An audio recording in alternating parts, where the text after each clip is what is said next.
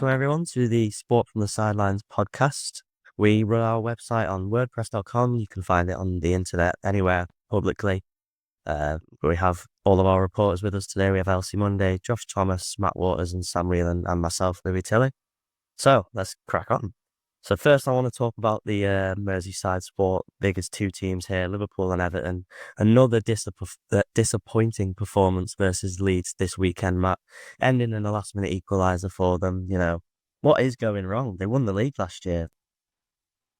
I think it's tough to tell really because they keep doing this weird thing where they'll win a game and then they'll lose two or three, and they just look so out of shape. I mean, they were 3-1 up against Leeds, I think. Might even have been 3-0, and they've thrown it away in the last 30 minutes, which is not like Liverpool. So something's obviously going wrong.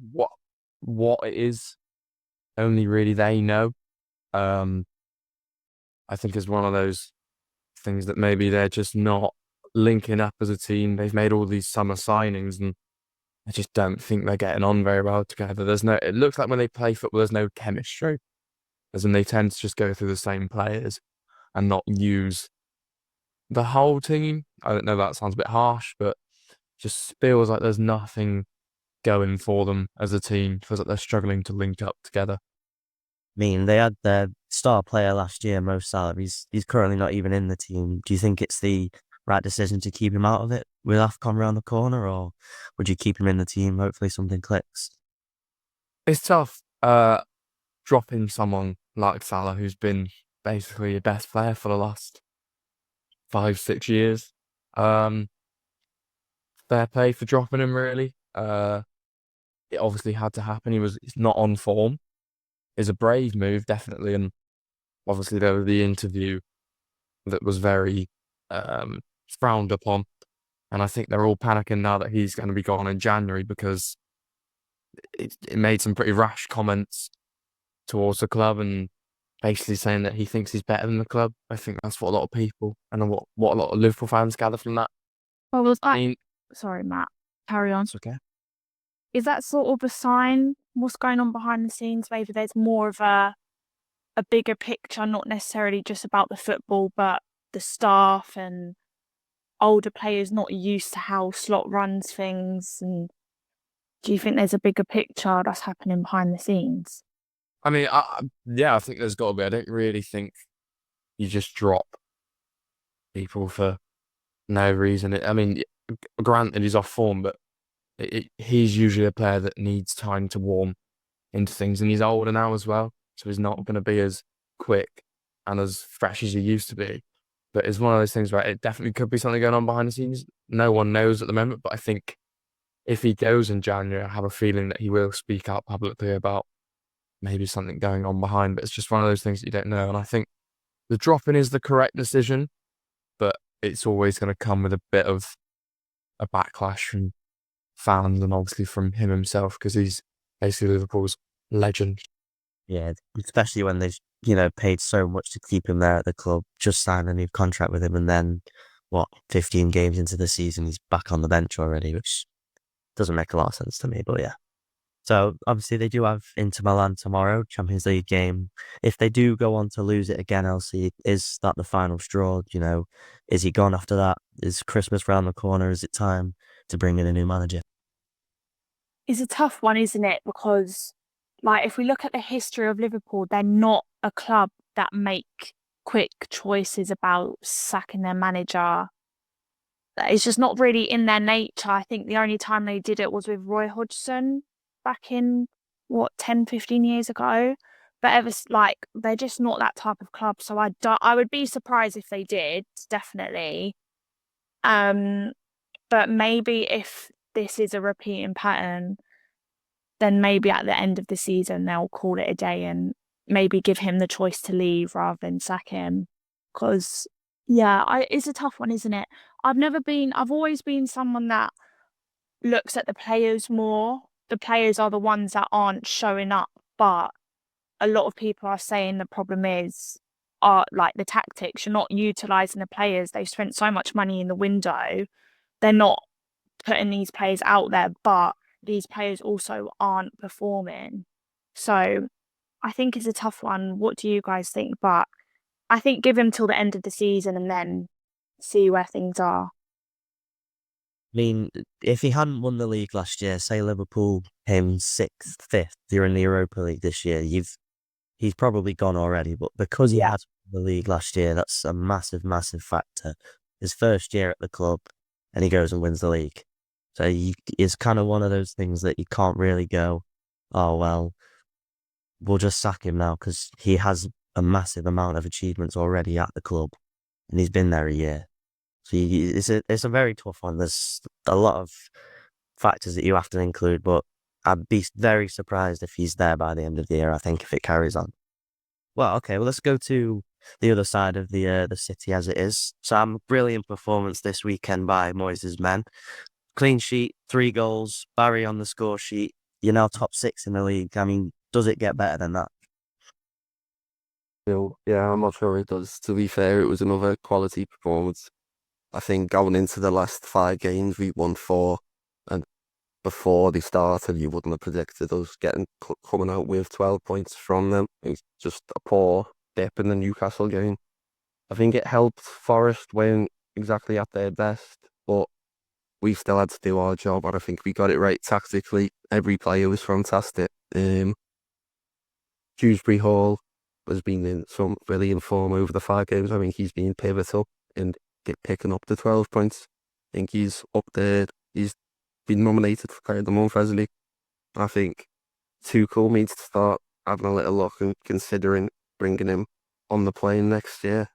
And then that Barry goal, obviously, that's huge for him. You can see how much he's wanted it and how hard he's been trying to get it. It's finally just clicked for him. So hopefully, after that, he can kick on.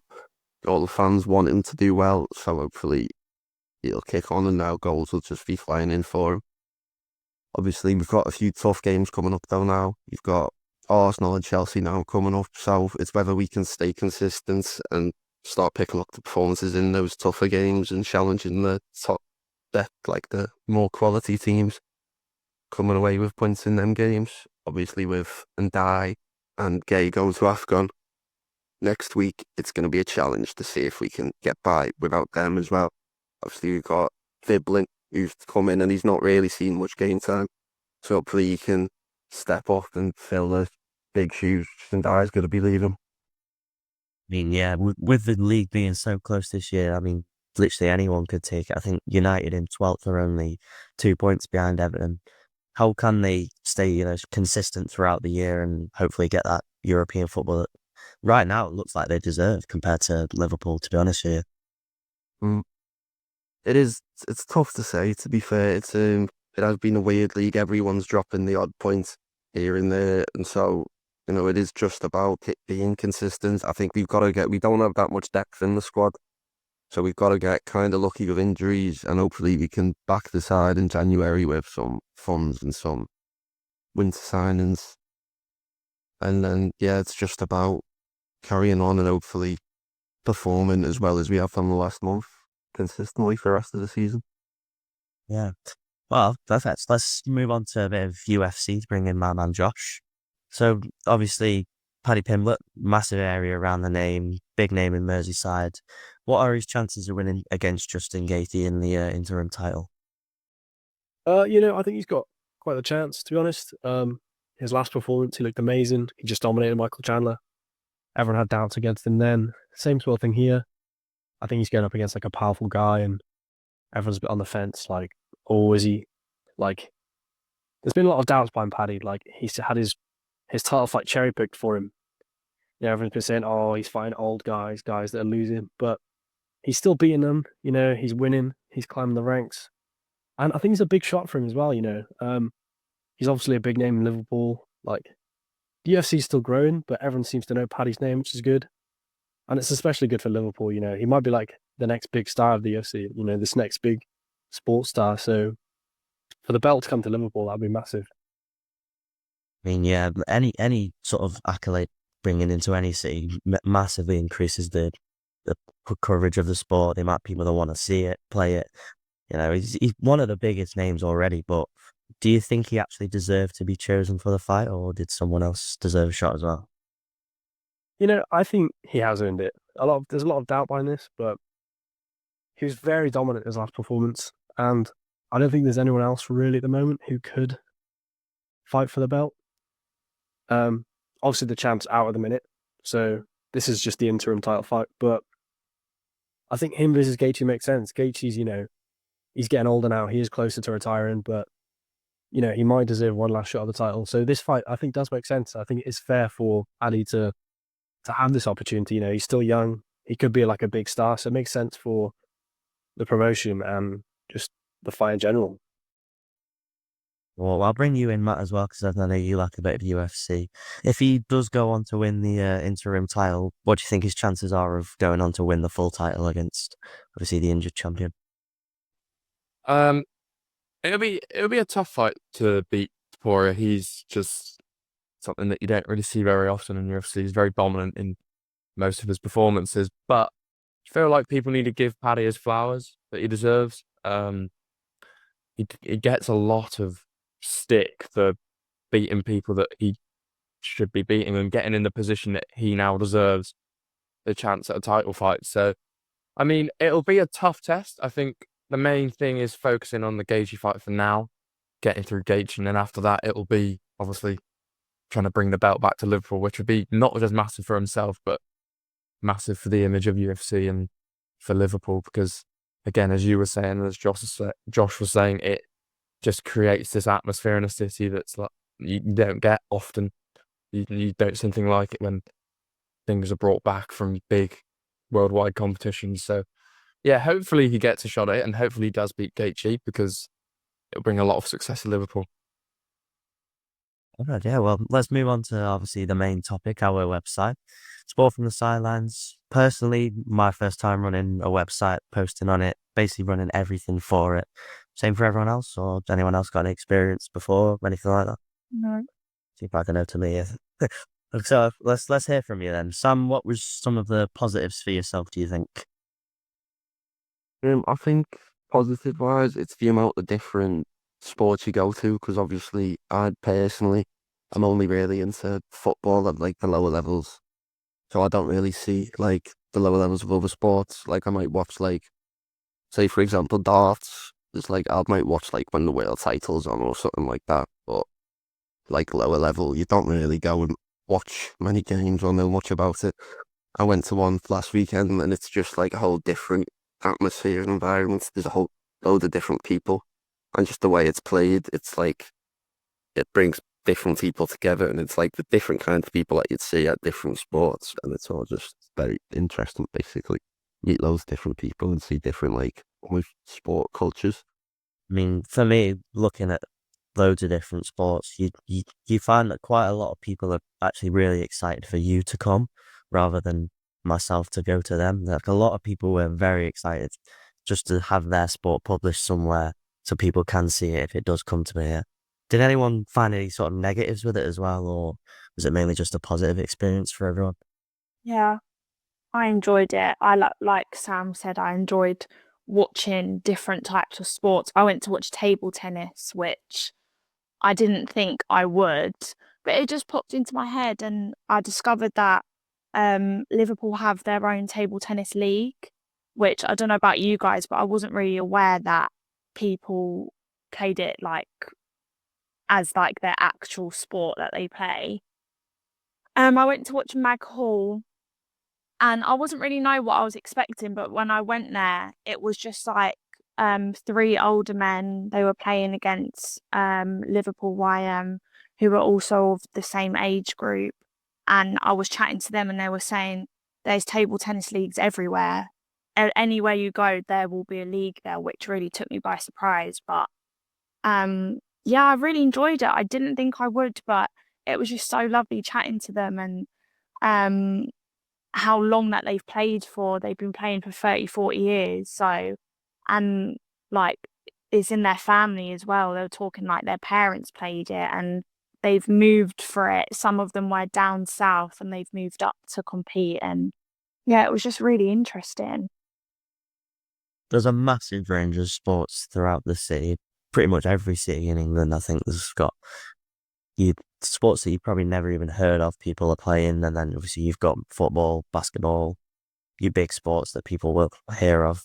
As a fan of your combat sports, Josh, was it a good thing for you to be able to cover them more frequently, promote them, push them to a wider audience?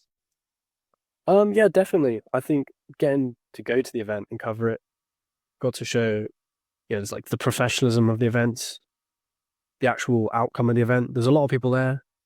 It was a good event overall, like loud atmosphere, very professional, lots of matches as well, a lot to watch. It went on for like a good couple hours, but everything was entertaining as well. Like from the start to the finish, everyone was there to show out and just do their best. And yeah, again, it was very professional. There was even a title fight there, which I didn't know until the day.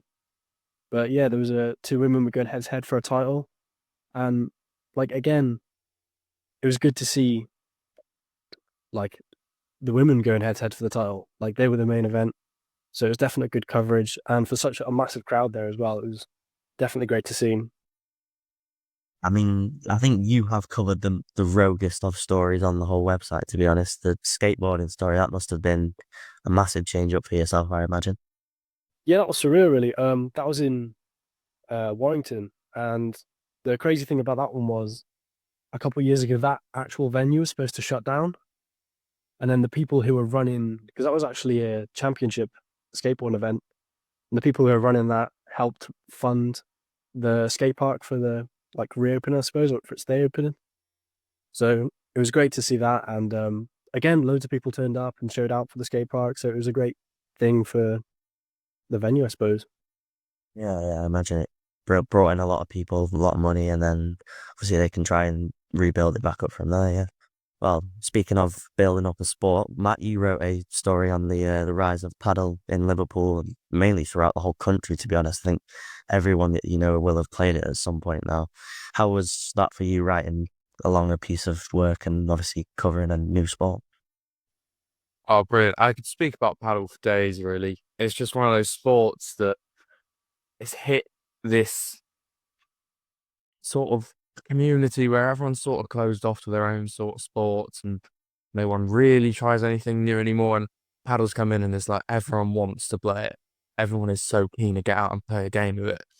So it was just really interesting to sort of get almost like a look behind the scenes of how and why people are building these paddle courts. I was lucky enough to speak with Liverpool Cricket Club, who have just 2 years ago built their courts. And basically it's just how much of a profit it's given them and how much of a bonus it's given the club as a whole. And it's just, it goes to this point of social media having a huge influence on sports, because I reckon if social media wasn't around, people would never play paddle. It's just because people have seen all these professional sports stars playing it that they're then attracted to go and try it. And it's a game for everyone. And I think that's a big thing that I picked up from doing my interview, that anyone of any age, any mobility can play. And I feel like that's what the sort of community needs as a whole sporting community, is that we want people to be involved with everything, and we want sports to be more inclusive, and having this sport that is inclusive for everyone is just massive, and it means it's going to get so much attention, and is a good thing for Liverpool as a city. They're building new courts, bringing revenue. So I don't think there's a lot to say bad about it, and hence why I could speak about it forever, because it's such a good sport. I mean, yeah, it's not exactly an easy sport to play as well, I think. So the competitive side of it, the difficulty of playing it effectively makes it even, better to play, and obviously keeps people attracted to it, I think, yeah. Is it an Olympic sport? Sorry, Louis. Has it been played in the Olympic before? I'm not too sure. I don't think it has, but they have their worldwide competitions where nations take place. So I'm not sure it might. I haven't read a lot about it recently, but it might be added to a recent game. Wasn't too sure, but it's one of them. It's one of them sports that we probably will see in the Olympics for sure, because it's gathering this attention, and obviously people are going to get good at it. And as you were saying, Louis, there's a competitive side to it as well that people want to be involved in with most sports. But I think the other nice thing about it as well, and I found out from speaking to people about it, is that it's not got to be competitive. A lot of people just go for the social aspect of things, and sport has this massive toll on helping people's mental health. And I feel like it's really important to get out and play. And I think that's what a lot of people were saying, that since they've been out to play paddle, it's helped them mentally. And it's a lot of older people as well who are just going, not even to play competitively, literally just to have a chat with people and socialize. And I think that's also another really big positive, is that it brings people together.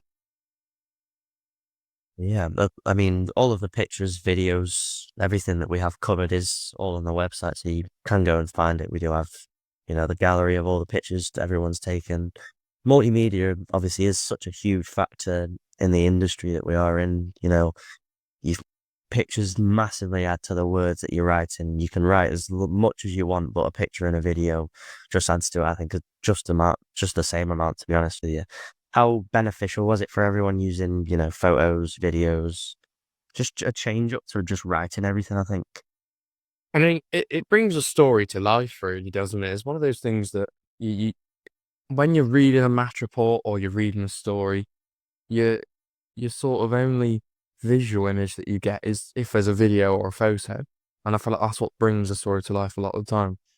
But I mean, I think it's been good, and I feel like everyone here has done a really good job in getting good photos and good videos to give all of our stories that extra cutting edge and making them a lot better and a lot more fun to read. Yeah, I think also like with photos, it draws people in more. Obviously, we've got our Twitter on the side that we're posting to gain a wider audience. Some like when you're scrolling on an app like Twitter, you're not really stopping to read headlines or a little bit of a bio or a blurb, whereas an action shot or a goal or something is going to draw people in, and it's going to make people want to go, oh, what's going on here then? So I do think it's so important to use different images and things like that. What about yourself, Sam? Is using photos and videos something that you're fond of, or do you prefer just doing the longer form of writing instead? Yeah, it definitely helps being able to use photos and videos. It just makes you don't have to write as much almost, because the photos explain what's happening for you, basically.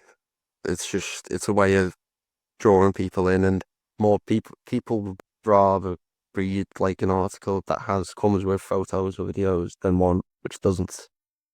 So it gets more views. And, yeah, basically. I mean, you just mentioned it as well. So you're running the Twitter account alongside the website. I think that it did actually promote the website a little bit more than just the thing on its own. So obviously that was beneficial for ourselves. I think you had one of the most interacted with posts. I mean, 600, 700 views, I think, was on one of them at some point, which was I think that was the yeah, it was that was the Liverpool, one. yeah. That's the one. Yeah. Yeah, so obviously quite a big audience for a website that had only been going for a couple of weeks into a month. So obviously it had worked very well. Did anyone have anything else that would be a positive bit of advice for anyone that may be looking to, start up their own website, cover sports in any area, to be honest with you? The importance of hashtags. Sorry, Matt. Yeah, that's So important to use hashtags. I think that's definitely what helped the Twitter posts, like my Liverpool under 21 coverage. If you don't hashtag, you're not coming up on people's feeds that support Liverpool, want to know what's happening with Liverpool under 21s or support crew. So yeah, the importance of hashtags, taking photos, just contacting people, thinking about sports that are outside the box, not your generic football and basketball. It's just, yeah, just put yourself out there and email as many people as you can. Yeah. I mean, I personally found that emailing more and more people made it easier because you have more knowledge of what you meant to write in an email. They're more likely to respond to specific words. Supporting our website is usually something that people go, oh, well, it's going to help him and it'll push our sport forward, so why not, basically. I think a lot of people were very excited about the fact that someone was actually interested in writing about them and writing about what they're playing rather than just it being, oh, we're just coming for a piece of uni work, something like that. But I found it that quite a lot of people were very interested in talking about themselves and the sport rather than it just being, oh, I play this because someone else told me to play it. So I thought that was great, to be honest with you.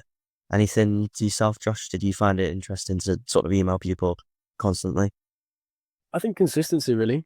You know, we were posting quite a lot. I think the more you post, the more you're going to grow, because eventually, having more on the website, people are just going to see something eventually. So it's just about consistency. I think that really helped, like, just getting more coverage out there. The more coverage you do, the more likely people are going to see it, or they might stumble across something and find something else that they find interesting, and then you're just drawing people in, really. You know. I mean, that wraps up pretty much everything I have to say. If anyone else has any questions, anything like that they want to bring up, or...